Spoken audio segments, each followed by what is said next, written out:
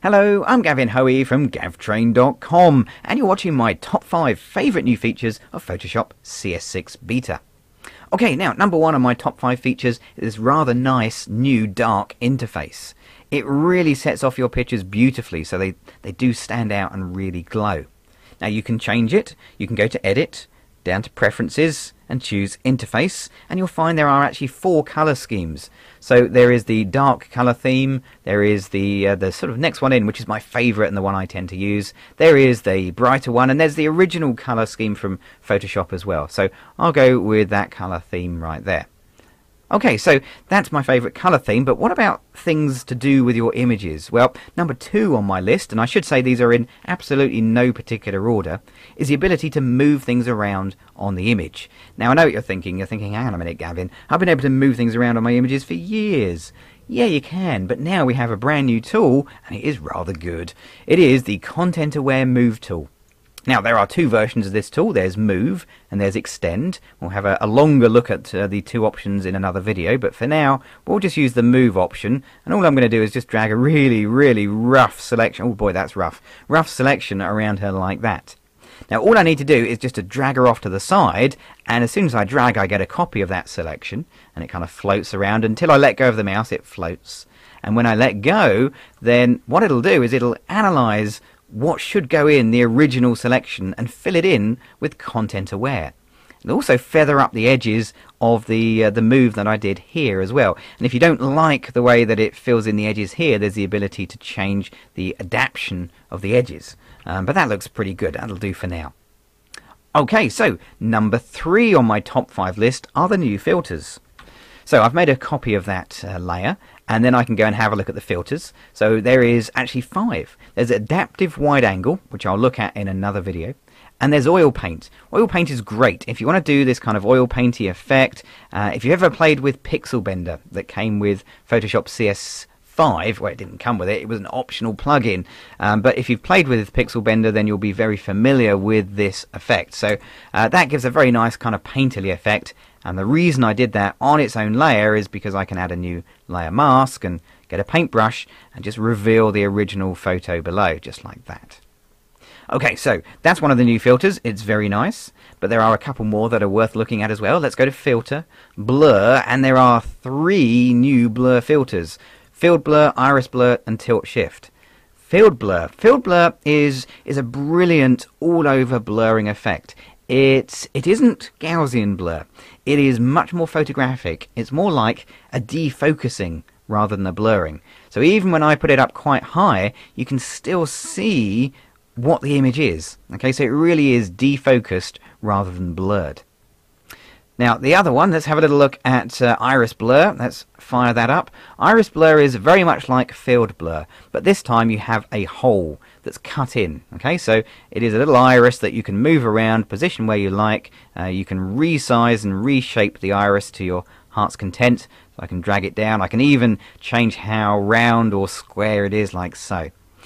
There is this wonderful heads-up display that allows me to change the strength of the blurring effect. And I can go very, very strong. I can move the feathering. Okay, and so if we go and have a look at the edge here, I can move the feather points. So I can bring them in so I can have a much tighter edge and doesn't really blend very well, or I can really blend that blurring effect in. Now you'll notice it redraws the image because the new blur filters make use of the graphics processor, because this is really memory intensive. So it's using the graphics card to do the effect live on screen. Okay, so that works very nicely indeed. Let's come out of that. And we'll have a look at the last one, but I think I'll bring a new image in for that one. Yeah, here we go. So the last of the 3 blur filters is Filter, Blur, Tilt Shift. And Tilt Shift creates an effect that I've been doing for a long time in Photoshop. But I used to use a combination of different filters and layers and layer masks. Now it's just a simple filter, and it is much better than I used to do as well. So I can increase the amount of blurring, and what it does is it gives this kind of miniature idea with pictures like this, so it looks like this is a miniature railway.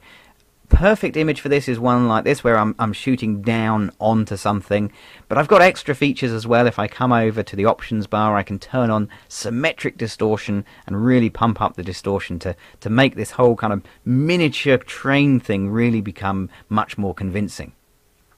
Okay, so that's tilt and shift.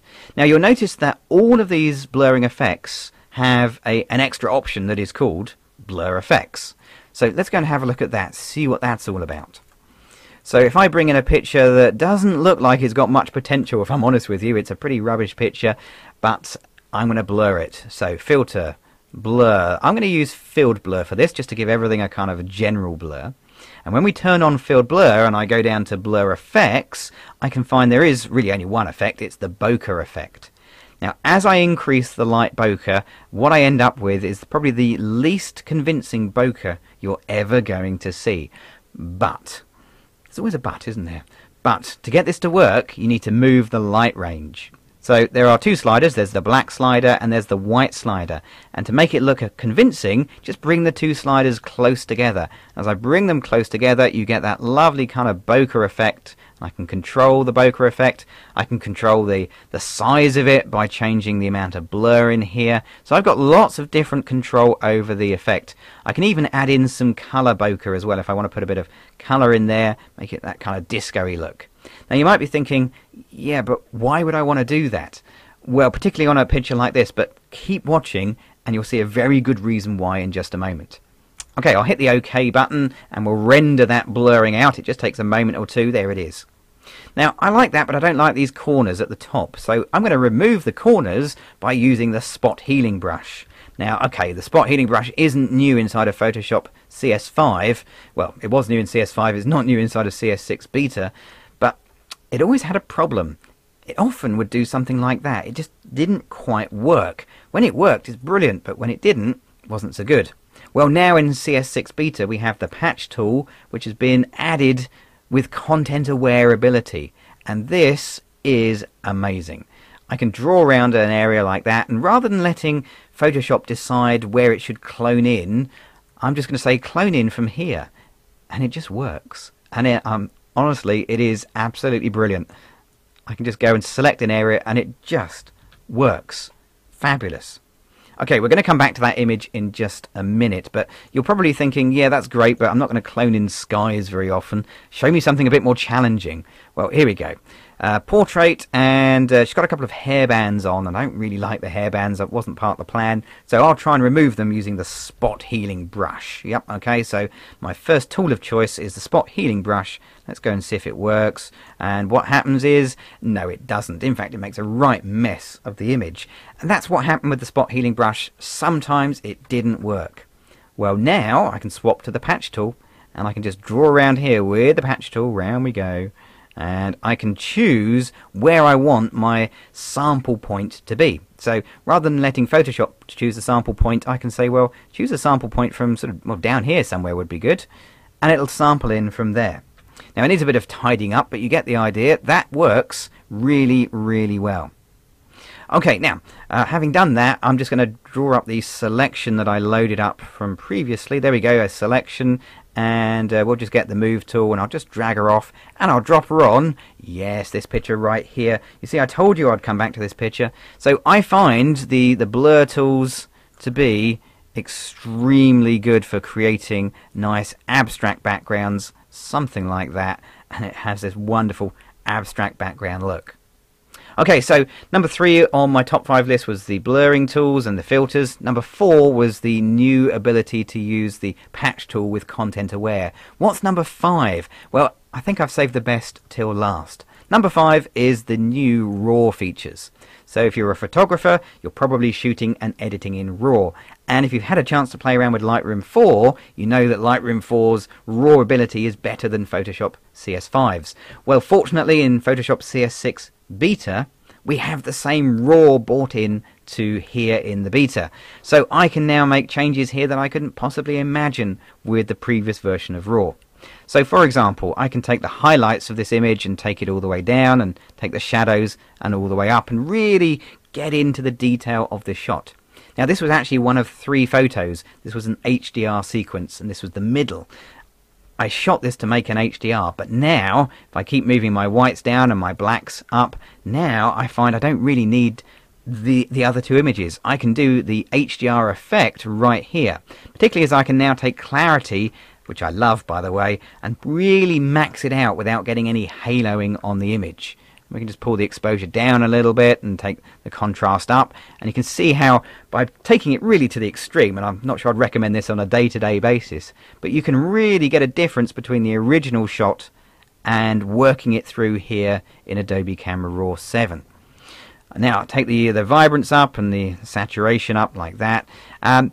There are some new tools as well. If I go into the graduated filter, there's some new options here in graduated filter, and in the adjustment brush I can now control the temperature of the brush as well as having the contrast, so the highlights and the shadows. So I've got some more stuff here, and even noise reduction. I can add in some noise reduction as well, so I can control the noise where I put in my adjustment brushes and graduated filters. It's a whole new area to work on, and there will be a much more detailed video on that coming out. But for now, that gives you an idea that we can go from the original settings, let's just come in here, that was as shot, through to something utterly different, and it really is quite amazing. So we'll bring that back into Photoshop CS6 Beta, and that rounds off my quick look at some of the new features of CS6 Beta. Now I'll be doing more detailed videos as time progresses. You can catch those on my website at www.gavtrain.com. I'm Gavin Hoey. Thanks for watching.